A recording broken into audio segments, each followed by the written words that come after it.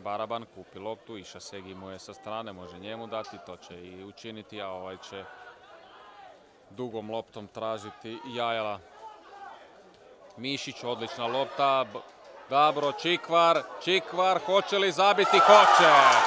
Hoće, 13. minuta.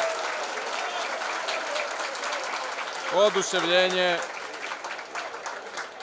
gromoglasni pljesak, 13. minuta, odmah iz prve prave prilike Čikvar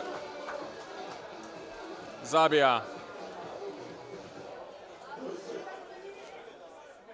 Za slučaj da sjevne neka kontra, da vidimo sada ovo, Mišić i gola! I gola!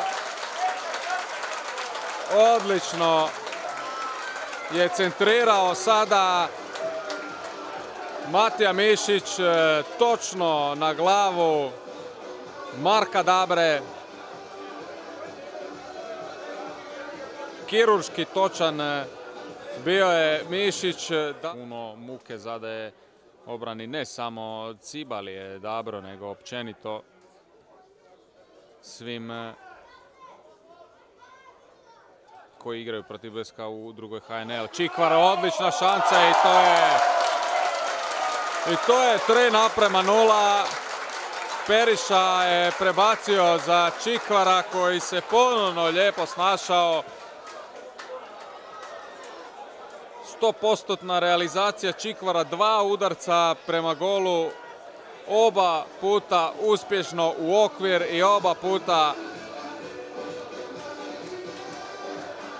pogodak Josipa Čikvara, 75. minuta.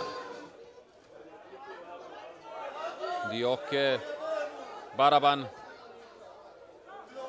i Ciprić je u šanci, Ciprić je evo pogotka, 80. minuta.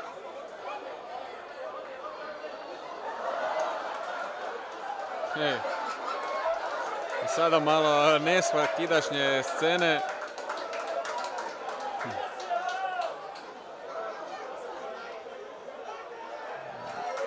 Jedna ptičica je tu došla